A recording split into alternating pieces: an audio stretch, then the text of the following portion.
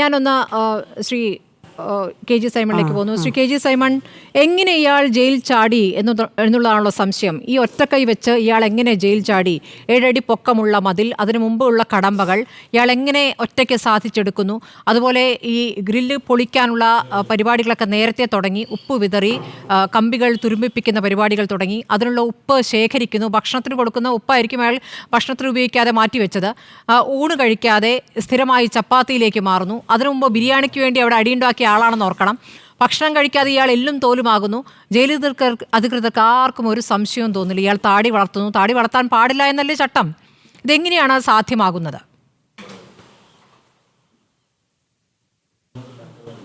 ഇത് വളരെ ദൗർഭാഗ്യകരമായി പോയി. കാരണം നമുക്കൊരു ആൻസർ പറയാനായിട്ട് വലിയ ബുദ്ധിമുട്ടാണ്. ഒരു ഓഫീസർ എന്ന രീതിയിൽ വളരെയധികം ബുദ്ധിമുട്ടുണ്ടാക്കിയ സംഭവമാണ് ഇന്ന് രാവിലെ നടന്നത്. ഇപ്പം ഡോക്ടർ ഷേർലിവാസ് പറഞ്ഞ ഒരു കാര്യം ശ്രദ്ധിക്കുകയായിരുന്നു. അതായത് ഡോക്ടർ എന്നെ പേടിച്ചു പോയെന്ന് പറഞ്ഞ ഒരു സംഭവമുണ്ട്. എത്രയോ പോസ്റ്റ്മോർട്ടം ചെയ്ത ഡോക്ടറാണ്, എത്രയോ കേസിന് മൊഴി കൊടുത്ത ഡോക്ടറാണ്. ആ ഡോക്ടർ മാത്രം കാര്യമല്ല അത്. ഇന്ന് രാവിലെ ഈ ന്യൂസ് കേട്ടപ്പോൾ തന്നെ ഞാൻ ആദ്യം തന്നെ വിളിച്ചത് അന്ന് അന്വേഷിച്ച മാഡത്തെയാണ്. ഗൺമാൻ ഉണ്ടോയെന്ന് ഞാൻ ചോദിച്ചത്. കാരണം ഇത് പെട്ടെന്ന് തന്നെ നമുക്കറിയാം, ഇവൻ്റെ സ്വഭാവം നമുക്കറിയാം. വളരെ വളരെ ക്രൂവലാണ് ഈ മനുഷ്യൻ. ഇനി ചോദ്യത്തിലേക്ക് നമുക്ക് വരാം. ഇത് വളരെ ഉദാസീനമായിട്ട്, അല്ലെങ്കിൽ ഒരു വിധത്തിലുള്ള ഒരു ചെക്കിംഗ് ഇല്ലാതെ പോയതുകൊണ്ടാണ് ഇങ്ങനെ സംഭവം ഉണ്ടായത്.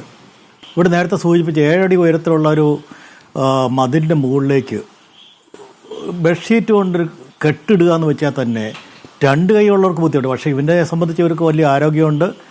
കിണറ്റിന് കയറുമ്പോൾ നമ്മൾ ശ്രദ്ധിച്ചിട്ടുണ്ടാവും. കിണറ്റിന് കയറുമ്പോൾ ഒറ്റ കൈ കൊണ്ട് തന്നെ മുന്നോട്ട് പിടിച്ച് കാല് താഴെ വെച്ച് ഇവൻ കയറുകയാണ്. ഇവന് നല്ല ആരോഗ്യമുള്ളവനാണ്. അതിൽ മറ്റേ കൈയിൽ നിന്ന് ഇടത കൈ എന്ന് പറഞ്ഞിട്ടുണ്ട്, കൈപ്പത്തി പോയിട്ടുണ്ട്. നല്ല ആരോഗ്യമാണ് കൈക്ക്, ഇപ്പം ഡോക്ടർ പറഞ്ഞു.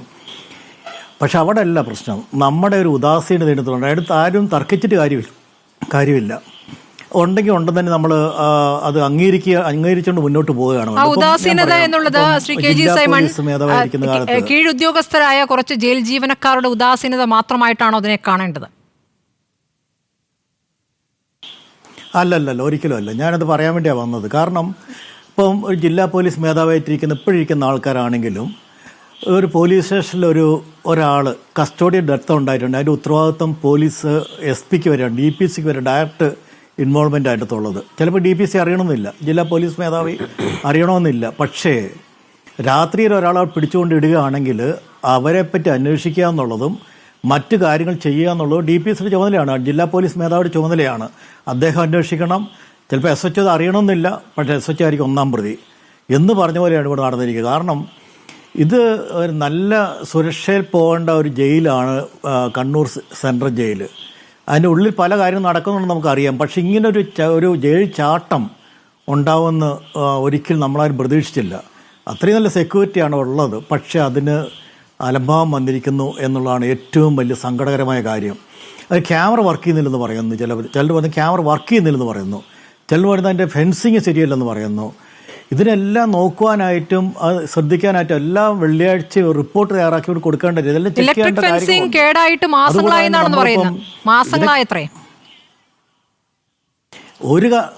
ഒരു കാരണവശാലും അനുവദിക്കാൻ പറ്റുന്ന കാര്യമല്ല. കാരണം നമുക്കെല്ലാം അറിയാം. ഇപ്പം തന്നെ ഓഡിറ്റ് വരുന്ന സമയത്ത്, ഇപ്പം ഞാൻ ചെറിയ ഉദാഹരണം ഞാൻ പറയാം. ഒരു ഓഡിറ്റ് വരുന്ന സമയത്ത് ഞങ്ങൾക്ക് ജനറേറ്റർ വാങ്ങിക്കും. ചിലപ്പം 5 ഹോഴ്സ് പവറിൻ്റെ ജനറേറ്റർ വാങ്ങിക്കും. ഓഡിറ്റേഴ്സ് വരുമ്പോൾ ആ ജനറേറ്റർ നോക്കിയിട്ട് വർക്ക് ചെയ്യുന്നുണ്ടോ നോക്കും, എത്ര നാൾ വർക്ക് ചെയ്തിട്ടുണ്ടോ നോക്കും. എന്നിട്ട് അതിന് റിപ്പോർട്ട് തയ്യാറാക്കാറുണ്ട്. കാരണം ഇത് ആവശ്യപ്പെട്ടുകൊണ്ട് വാങ്ങിച്ചതാണോ അല്ലയോ എന്നുള്ളതാണ് ഒരു പ്രധാനപ്പെട്ട കാര്യം. ഇവിടെ ഒരു ഓഡിറ്റിങ് എല്ലാ ആഴ്ചയും നടക്കേണ്ടതാണ്. ആ നടന്നില്ലെങ്കിൽ അത് വളരെ ഗുരുതരമായൊരു വീഴ്ചയാണ്. പിന്നെ ഒരു ഇൻ്റലിജൻസ് അതിൻ്റെ അകത്ത് തന്നെ ഉണ്ടാകേണ്ടതാണ്. ഒരു ജയിലിൻ്റെ അകത്ത് തന്നെ അവിടുത്തെ ഓഫീസർമാർ ഇൻ്റലിജൻസ് കളക്ട് ചെയ്യേണ്ടതാണ്. ഇൻ്റലിജൻസ് പല വിധത്തിൽ കളക്ട് ചെയ്യുക. ഇപ്പോൾ ഇവിടെ എനിക്ക് വളരെ ഒരു അഭിമാനം തോന്നിയ കാര്യം, ആ 3 ആൾക്കാർ അവർ ശരിക്കൊരു ഇൻ്റലിജൻസ് ഓഫീസറായിട്ട് തന്നെ അവർ പെരുമാറിയെന്നുള്ളതാണ് ഞാൻ കാണുന്നത്. കാരണം ഞങ്ങളൊക്കെ പല സ്ഥലങ്ങളിൽ പണ്ട് ക്ലാസ് എടുക്കാൻ പോകുമ്പോൾ ഞങ്ങൾ പറയാറുണ്ട്, നമ്മുടെ പൗരന്മാർ ഓരോരുത്തരും ഇൻ്റലിജൻസ് ഓഫീസറായിട്ട് മാറണം എന്ന് പറയാറുണ്ട്. അന്ന് പല സാഹചര്യങ്ങളുണ്ട് അത് പറഞ്ഞത്. ഞാനിപ്പോൾ ആ സാഹചര്യങ്ങളൊന്നും പറയാനായിട്ട് ഉദ്ദേശിക്കുന്നില്ല. പക്ഷേ ഇവിടെ കണ്ടപ്പോൾ തന്നെ ഓട്ടോറിക്ഷ ഡ്രൈവറും അതുപോലെ തന്നെ മറ്റ് പ്രസ്സിൽ പോയ ആളും എല്ലാം തന്നെ ഇവൻ ഗോവിന്ദസ്വാമി ആണോ അല്ലയോ എന്നൊരു ചോദ്യം ചോദിക്കുകയും ഗോവിന്ദസ്വാമി വിളിച്ചു പറയുകയും ചെയ്യുകയാണ് അന്നേരം തന്നെ. കാരണം ഇപ്പം കണ്ണൂർ കമ്മീഷണർ പറഞ്ഞത് നമ്മൾ ശ്രദ്ധിക്കേണ്ടതായിട്ടുണ്ട്. അവരുടെ വലിയ സപ്പോർട്ടുണ്ടായിരുന്നു പറയുന്നുണ്ട്. അവർ വലിയ സപ്പോർട്ടുണ്ടായിരുന്നു പറയുന്നുണ്ട്. 3.5 മണിക്കൂറോളം പിടിച്ചു എന്നും പറയുന്നുണ്ട്. ഈ പറഞ്ഞിട്ടുള്ള ഈ ജനങ്ങളുടെ സപ്പോർട്ട് വലുതായിട്ടുണ്ടായിരുന്നു പറയുന്നുണ്ട്. അതുകൊണ്ട് അവരുടെ സപ്പോർട്ടൊന്നും നമുക്ക് മായ്ച്ചുകളായിട്ട് സാധിക്കുന്നതല്ല. ജനങ്ങളും പോലീസും കൂടെ ഒരുമിച്ച് നിന്നുകൊണ്ടാണ് പിടിച്ചിരിക്കുന്നത്. പക്ഷേ വിമർശനങ്ങൾ വരുമ്പോൾ അത് നമ്മൾ കേൾക്കാൻ ബാധ്യസ്ഥരാണ് എന്ന് നമ്മളെല്ലാവരും ശ്രദ്ധിക്കണം. ഉദ്യോഗസ്ഥർ ശ്രദ്ധിക്കണം. അതുപോലെ തന്നെ ഇതിന് ബന്ധപ്പെട്ട് നിങ്ങൾ ആൾക്കാർ ശ്രദ്ധിക്കണം എന്നുള്ളതാണ് എനിക്ക് പറയാനായിട്ടുള്ളത്. രണ്ടാമത്തെ കാര്യം, ഇത്രമാത്രം ഒരു ബ്ലേഡ് പോലെ, അതായത് ഓരോ ആൾക്കാരെയും ആരോട് വർത്തമാനം പറയുന്നു എന്ന് വരെ ശ്രദ്ധിക്കണം എന്നുള്ളതാണ് ജയിലിൽ പറയാനുള്ള കാര്യങ്ങൾ. അവർക്ക് കൊടുത്തിട്ടുള്ള നിർദ്ദേശങ്ങൾ അങ്ങനെയാണ്. ഞങ്ങൾ പണ്ടൊരു മീറ്റിങ്ങിൽ പറഞ്ഞിരുന്നു, ഫേസ് ഡിറ്റക്റ്റ് അല്ലെങ്കിൽ AI ക്യാമറ പോലുള്ള ക്യാമറകൾ വെക്കണം. മതിൽ ചാടുകയാണെങ്കിൽ അന്നേരം അലാറം ഫെസിലിറ്റി ഉണ്ടാക്കണം. അതുപോലെ തന്നെ ധാരാളം ചെറിയ വളരെ പൈസയൊന്നും മുടക്കണ്ട, അത്രയൊന്നും ധാരാളം പൈസകളൊന്നും വേണ്ട. ഇതൊക്കെ അലാറം വെക്കുകയാണെങ്കിൽ ജയിലിൽ ചാടുന്ന സമയത്ത് തന്നെ ഒരു അലാറം മുഴങ്ങിയാൽ അവിടെ എല്ലാവരും എഴുന്നേൽക്കും, പെട്ടെന്ന് തന്നെ അറിയും. ഈവൻ നമ്മുടെ ആൾക്കാർ മാത്രം വിശ്വസിച്ചിരിക്കാതെ, ഈ പോലീസ് ഉദ്യോഗസ്ഥർ മാത്രം വിശ്വസിച്ചിരിക്കാതെ നമ്മളിനി കുറച്ചും കൂടിയും മുന്നോട്ട് പോകേണ്ടതായിട്ടിരിക്കുന്നു. അതൊന്ന്. രണ്ടാമത്തെ കാര്യം, നമ്മളാരും ചർച്ച ചെയ്യാത്ത പല കാര്യങ്ങളുണ്ട് എടുത്ത്. കാരണം എനിക്കറിയാവുന്നത് 63 സീറ്റോളം 63 വേക്കൻസി അവിടെ ഉണ്ട്.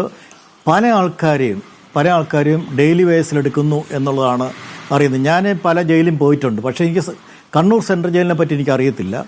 പല ജയിലും പോയിട്ടുണ്ട്. ജയിലിൽ പോയ സമയത്ത് അവിടെയൊക്കെ ഈ ഡെയിലി വേജസിന് ആൾക്കാർ യൂണിഫോം ഇട്ട് നിർത്തിയിരിക്കുന്നു. സത്യമാണ് വലിയ വിഷമം തോന്നി. കാരണം അത് ഗവൺമെൻറ് കുറ്റമല്ല ഞാൻ പറയുന്നത്. പക്ഷേ വലിയ വിഷമം തോന്നി. അവർ സത്യം പറഞ്ഞ് ഈ ജയിൽ പുള്ളിയോട് പേടിച്ചാണ് നിൽക്കുന്നത് പല സ്ഥലങ്ങളിൽ. ഞങ്ങൾ റിപ്പോർട്ട് അയച്ചിട്ടുണ്ട്. അപ്പോൾ നമുക്ക് പലപ്പോഴും ചിന്തിക്കുമായിരിക്കും എങ്ങനെ ഇവരെല്ലാം കുറച്ച് സീറ്റ് അങ്ങനെ കൂട്ടാൻ പറ്റും എന്നൊക്കെ ചെയ്ത്. അത് വളരെ ഈസിയാണ്. കാരണം പല ഡിപ്പാർട്ട്മെൻറ്റിലുള്ള ചില പോസ്റ്റുകളും കൊണ്ട് മാറ്റുക, അല്ലെങ്കിൽ ഇവരെ തന്നെയുള്ള പോസ്റ്റുകൾ മാറ്റുക, അതൊക്കെ ചെയ്യാൻ സാധിക്കും. ഇപ്പം കേരള പോലീസ് തന്നെ നേരത്തെ ആംഡ് പോലീസ് എന്ന് പറയുമ്പോൾ ഒരു ബറ്റാലിയൻ ഉണ്ടായിരുന്നു, ജില്ല കേന്ദ്രീകരിച്ചുണ്ട്. അത് കളഞ്ഞിട്ട് അതിലുള്ള പോസ്റ്റുകളെല്ലാം തന്നെ ഈ പറഞ്ഞ മറ്റ് സ്ഥലങ്ങളിലേക്ക് പോലീസ് തന്നെ മറ്റ് പല സ്ഥലങ്ങളിലേക്ക് മാറ്റിയിട്ടുണ്ട്. എന്ന് പറഞ്ഞാൽ നമുക്ക് റീഅറേഞ്ച് ചെയ്യാവുന്ന കാര്യങ്ങളേ ഉള്ളൂ. AI ക്യാമറ വെച്ചുകൊണ്ട് ചെയ്യാൻ പറ്റും. ഇതിപ്പം വന്നിരിക്കുന്നത് നമ്മൾ ശ്രദ്ധിക്കാതെ വന്നിരിക്കുന്ന ഏറ്റവും വലിയ വീഴ്ചയാണ്. ഇത് പിടിച്ചുകൊണ്ട് മാത്രം നമുക്ക് അഭിമാനത്തോടെ നിൽക്കാൻ പറ്റുന്നുണ്ട്. അല്ലെങ്കിൽ കേരളം മൊത്തം നമുക്കൊരു നാണക്കേടായി മാറുമായിരുന്നു.